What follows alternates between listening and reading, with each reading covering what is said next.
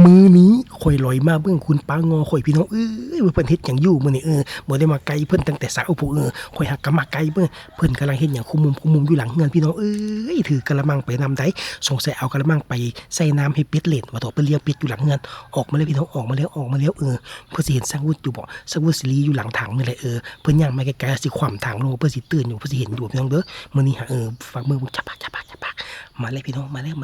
วอย่าปากเด้อเพิ่นสิเห็นสังวุธอยู่บ่สังวุธสิขวำถังลงเพิ่นสิตื่นอยู่บ่มึงเด้อพี่น้องเด้อมึงเด้ออย่าปากมั